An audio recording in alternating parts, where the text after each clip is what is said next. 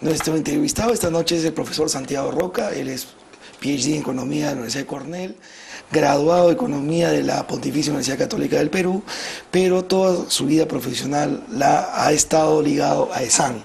Tanto así que ahora es el profesor más antiguo de ESAN y el profesor principal más antiguo de la institución. Él va a presentar un libro que se llama Políticas Públicas para Gobernar. Es una colección de sus artículos en política macroeconómica, política sectorial y en general temas de gobierno. Buenas noches, Santiago. Buenas noches, Miguel. Buenas noches, Roberto. Cuéntanos, ¿qué te movió a hacer toda esta colección de varios años de publicaciones en un solo texto? ¿Cuántos años has condensado ahí? A ver, primero. Bueno, en realidad la idea aparece cuando me puse a revisar algunos de los artículos que escribía por los años 1981 y 85, acerca, por ejemplo, de la crisis de la deuda de los Estados Unidos. Y releyendo ese artículo me doy cuenta que tenía una actualidad impresionante. Que tiene que ver con, con el problema de la deuda actual en Estados Unidos. Los problemas de la deuda de Estados Unidos, que es el país con la deuda más grande del mundo, que los problemas de un exceso de consumo, de gasto, tanto del sector público como del sector privado, que ya en el año 1986... Y la falta de supervisión. Exactamente, claro, y después viene el ajuste que pone Paul Volcker, que era el presidente de la FED. Exactamente. Entonces, revisando algunos de estos artículos, me doy cuenta de que muchos de ellos tenían vigencia. Entonces, a raíz de eso, digo, voy a cumplir 40 años de trabajo en la institución. Bueno, en estos 40 años he salido y he venido a la institución, he estado en el mundo académico en el exterior. ¿Has sido profesor visitante? Profesor visitante en Estados Unidos, en Holanda, en Ginebra, en Suiza, y he regresado siempre al Perú. Y me doy cuenta que estos artículos añadirían valor y contribuirían a las discusiones del día de hoy sobre políticas públicas.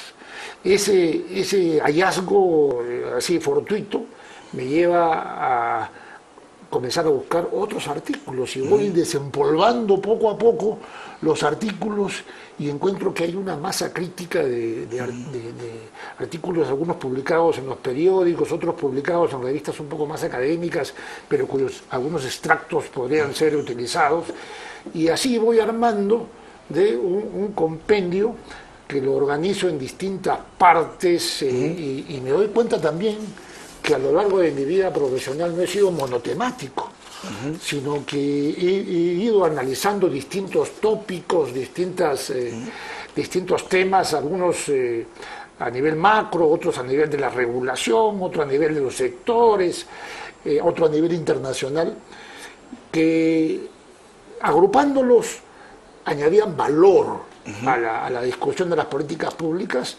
añadido a una conducta de principios y de análisis coherente y consecuente a lo largo de 40 años de trayectoria. Hay una línea transversal que atraviesa todo este compendio. ¿Es así, Santiago?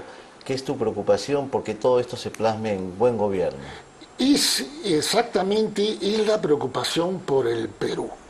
Es la preocupación porque existan ideas y debate y reflexión de que no hay una única manera de hacer las cosas, sino que hay distintos puntos de vista, distintos pros y contras, y que hay que abrir ese abanico y que hay que buscar la verdad para poder reflexionar sobre el tema. Ahora, hay una gran diferencia. En el mundo de las ideas, dependiendo de la forma como uno las exprese, pueden tener mucha fuerza, pero del mundo de las ideas al mundo de la práctica, al mundo de la implementación, hay una gran diferencia. La gestión pública. La gestión pública, he tenido oportunidad de pasar unos años también en el Indecopi, como presidente del Indecopi, y la gestión pública ya enfrenta otros matices. El mundo de las ideas es más libre en ese sentido, y no tiene los problemas que tienes en la implementación, donde ya hay otras connotaciones. Con una institucionalidad totalmente adversa por lo general, ¿no? Exactamente. Entonces, este libro fundamentalmente está en el campo de las ideas, de las reflexiones, de las propuestas. O sea, no solamente hace críticas de la situación, sino que cada artículo tiene propuestas, tiene un punto de vista específico, diferencial, que aporta a ello. Pero evidentemente en la implementación ya son otros los criterios y las condiciones que forman parte de ello. Las personas que no te conocen, y por la presentación que he hecho, muchos pensarían que solamente te has quedado en el mundo académico y de las ideas, pero eso no es cierto. Tú fuiste del equipo económico que le dio un plan de gobierno a quien nos prometió honestidad, tecnología y trabajo. El primer equipo económico con Esteban Ilixa, Santiago Roca, Adolfo Figueroa, Fernando Villarán, Oscar Dancourt. Sí, efectivamente. Cuéntanos una anécdota de ese equipo económico. Ahí lo conocí precisamente, Claro. yo, Santiago, en esa época. Bueno, yo era de los calichines con Dancourt que hicimos el Amaru, pero en fin. Claro, sí recuerdo. Claro, una de las anécdotas interesantes de la época era que al término de la primera vuelta del año 90, Alberto Fujimori no tenía plan de gobierno. Claro, la famosa excusa del bacalao. Exactamente. El gran debate era si vamos por la vía ortodoxa o por la vía heterodoxa. Así es. Pero allí yo había estado escribiendo justamente en El Comercio, en diciembre del año 89, un artículo sobre la inflación en el Perú. Allí te descubre Fujimori. Y en ese año yo trabajaba un modelo macroeconómico de proyecciones de la economía peruana con un grupo de personas en ESAN, y habíamos hecho una corrida de 2 escenarios posibles. Un escenario que era llegar a un acuerdo entre los partidos que se presentaban a las elecciones antes, en diciembre del año 89, y ponerse de acuerdo con una serie de medidas de política económica a partir de enero, y comprometerse a cualquiera que fuese elegido presidente en julio del año 90 a seguir esas medidas. Pero ya se tomaba acción desde enero, porque la situación era insalvable, había una inflación galopante, etc. O sea, Alan 1, el flaco. Había esa propuesta. Y la otra propuesta era no hacer nada hasta julio, y el nuevo presidente aplicar un shock devaluatorio, devaluatorio del tipo de cambio, y un congelamiento del tipo de cambio, que era un ajuste de precios brutal, como un ajuste de precios. Entonces hicimos la corrida en los modelos macroeconómicos que trabajábamos en ESAN, y en el primer escenario de ponerse de acuerdo los partidos políticos, la inflación del año 90 terminaba en 180%, y el producto crecía como 3%.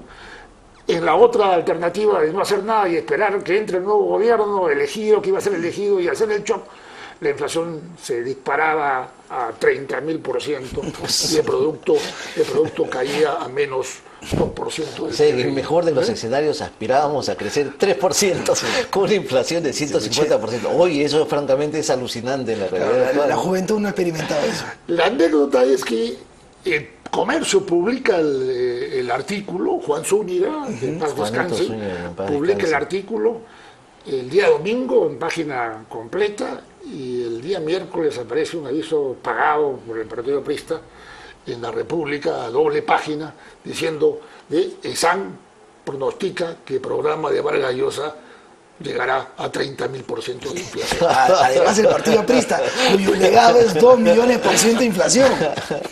Efectivamente. A partir de ahí, el Partido Aprista impulsó una propaganda televisiva con la figura del shock, el fantasma del shock, y la inflación de 30.000%, que era la que había pronosticado en el modelo económico. O sea, además, con la figura esta del video de Wall, de la música sí, el famoso monstruo, sí, el grito, el cuadro del grito. Lo gracioso de esto es que en verdad el escenario del shock no reproducía la propuesta de Vargas Llosa. Si bien la propuesta de Vargas Llosa era una devaluación abrupta y un congelamiento del tipo de cambio, decía, yo voy a devaluar abruptamente el tipo de cambio, voy a hacer un overshooting y congelo el tipo de cambio. El modelo no reproducía eso, porque el modelo no congelaba el tipo de cambio, sino que lo dejaba libre, claro, y lo pegaba más bien a la inflación que se generaba el mes anterior. Entonces se reproducía una inflación mes a mes, producto de la inflación que se generaba por el efecto de la devaluación. Sin embargo, los amigos del Fredemo de la época, los economistas de Fredemo, en vez de decir ese no es mi programa, eso no ha planteado Vargas Llosa, atacaron a mi persona, claro. Dijeron que yo no era un buen econometrista, que no conocía economía, y perdieron el rumbo, diríamos así, cuando lo que tenían que haber hecho es haber deslindado claramente que pero, el programa. Pero además acá hemos tenido a Jorge Chávez que nos contó cómo finalmente se hizo lo que se hizo el 8 de agosto del 90, y también nos comentó de que cuando aparece el señor de Soto y aparece Boloña, en realidad lo que estaban ofreciendo era lo que les había dado el Fondo Monetario. Claro. ¿Okay? O sea, no había ninguna novedad, ninguna aplicación de ellos como economistas, sino era lo que les habían dado en la mano, lo del Fondo Monetario.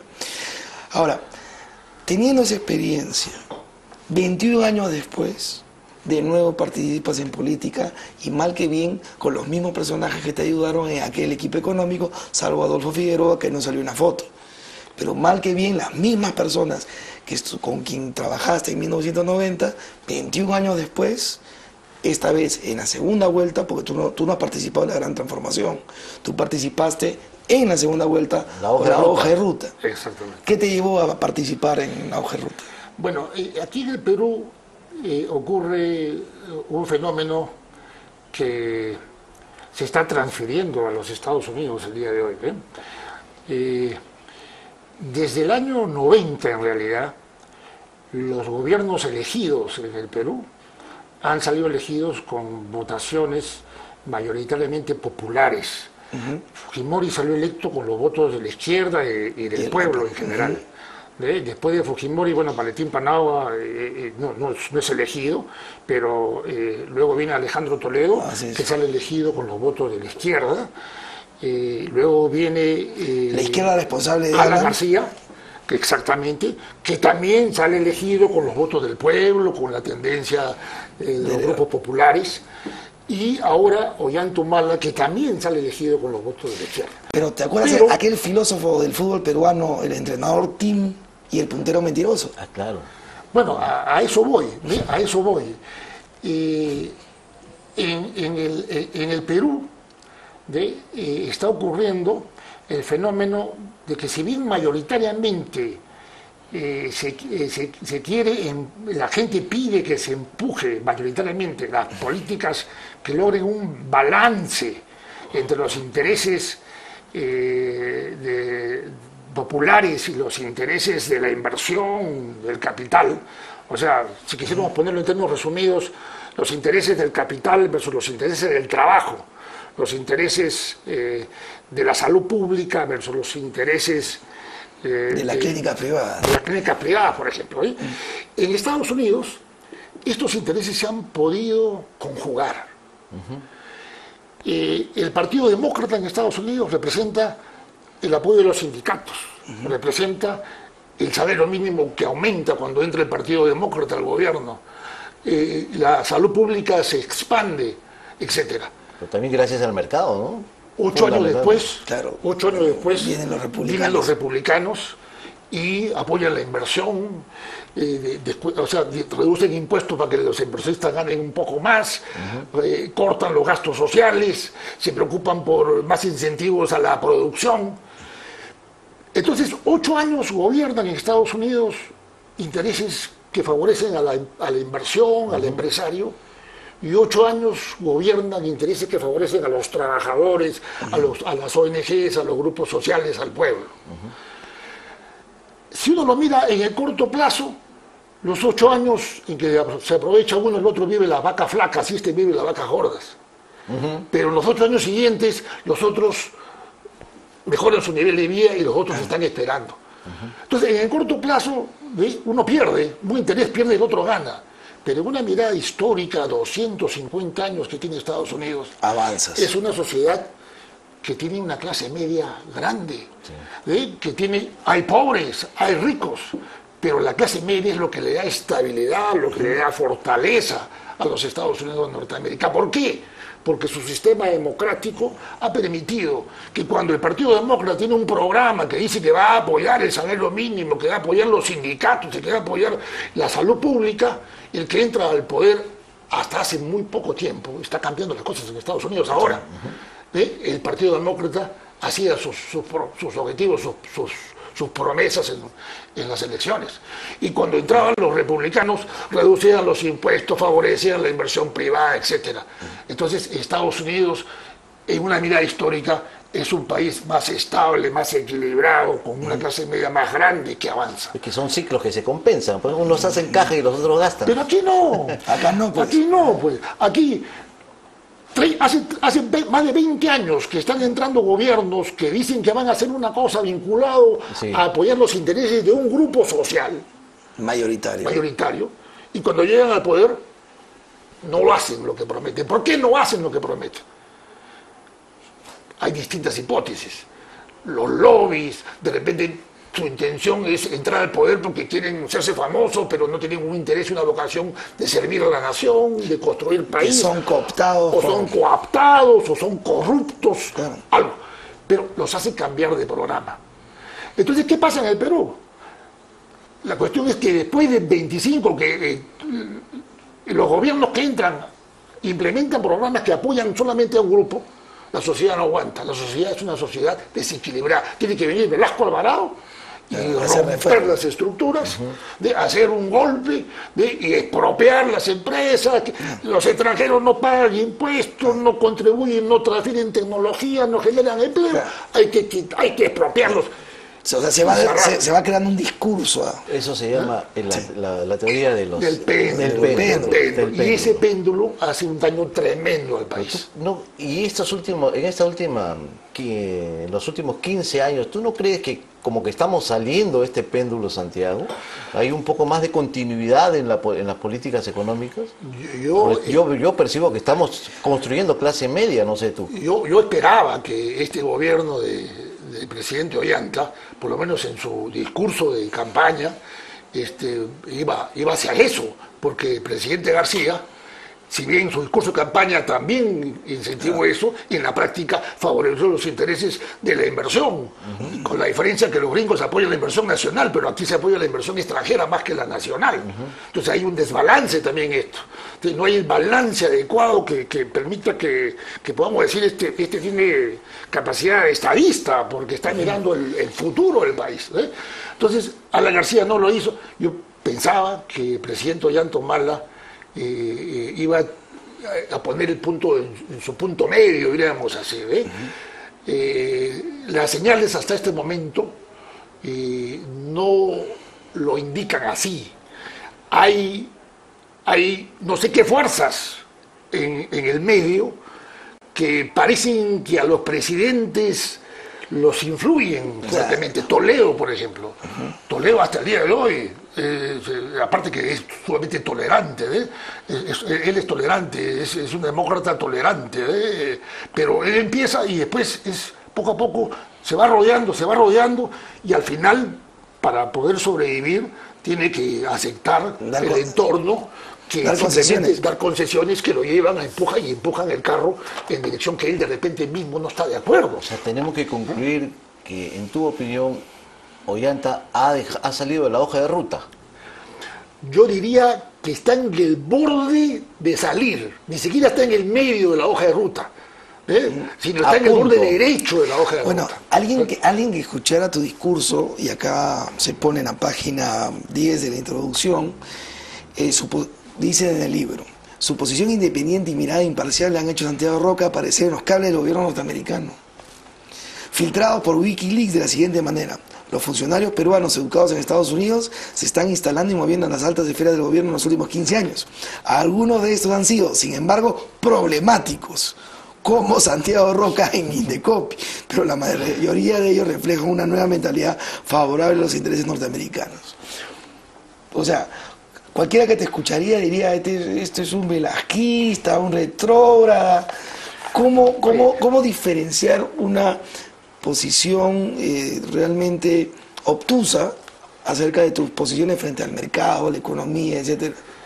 Fíjate, yo he vivido casi 10 años de mi vida en Estados Unidos, haciendo mis estudios doctorales, en el colegio, el último año de secundaria, luego he estado enseñando en universidades en Estados Unidos 4 años, 5 años. Casi mi segunda patria es los Estados Unidos de Norteamérica. Pero me he imbuido los valores democráticos, de los valores de honestidad que ha existido en la política norteamericana. Y los valores allí han sido de discusión, de reflexión. El sistema universitario de Estados Unidos es de mucha reflexión. Es un sistema basado en valores. Y no tanto en el dogmatismo que existe acá en el Perú. Acá en el Perú es impresionante. Acá en el Perú tenemos... Es blanco-negro, y si tú ideológicamente no estás acá, te dicen que eres de allá. Y eso es lo que impide el raciocinio. El mundo intelectual peruano es un mundo de capillas. Entonces tú tienes que pertenecer a una capilla o la otra. Y no puedes tener criterio independiente porque eres sospechoso. Además te acusan de ser del otro lado. Exactamente. Mira, la sociedad tiene una piedra angular que es los valores, la sociedad americana. Ahí mentir es un delito gravísimo. Aquí mentir es pan de todos los días. Claro, pero mi temor el día de hoy es que los Estados Unidos, los grupos políticos se están volviendo menos tolerantes de lo que eran en el pasado. Lo dices por el Tea Party. Exacto. En el pasado dejaban, cuando el presidente Kennedy salía, la salud pública, los salarios, y los inversionistas, los empresarios, eran tolerantes. Les toca al Partido Demócrata, han ganado, que hagan el gobierno que han prometido. Sí, claro. Y cuando salían elegidos los republicanos, los demócratas han ganado por mayoría.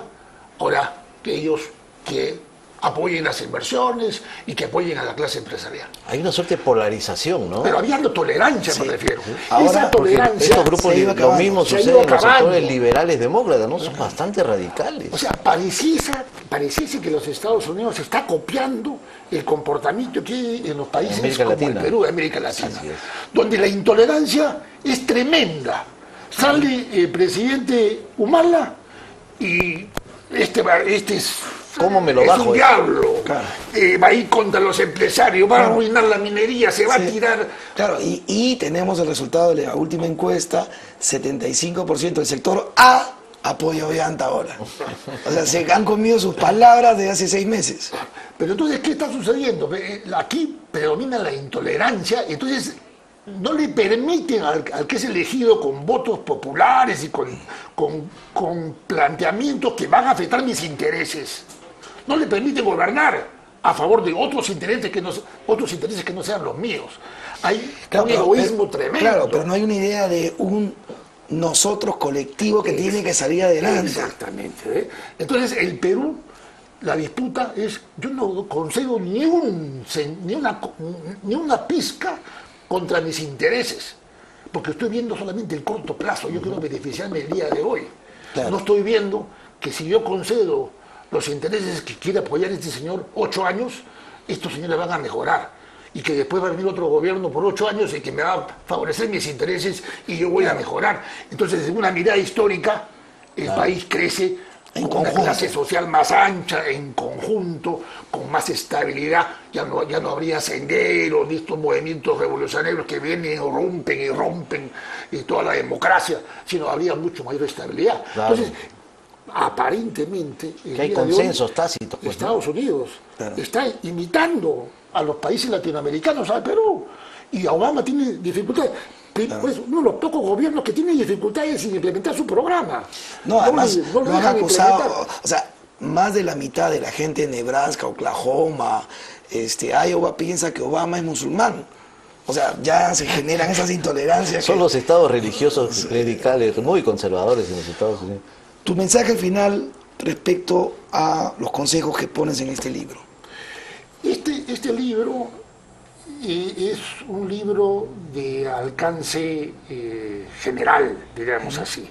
Los artículos son cortos, hay multiplicidad de temas, pero la idea del libro también, y una de las razones por haberme esforzado por publicarlo, es que permite que el ciudadano de a pie, el hombre común y silvestre que lee periódicos o que le gusta leer, pueda de una manera sencilla leer un artículo pequeño, entenderlo y decir, esto tiene mucha razón, acá hay fortalezas y hay debilidades, acá efectivamente, acá puede haber un error. Entonces sirve para instruir, para hacer que el ciudadano de a pie reflexione sobre distintos temas. Y por lo tanto, como son temas cortos, inclusive no es pesado en cuanto a un tema específico y entrar a una profundidad académica, sino es escrito de una manera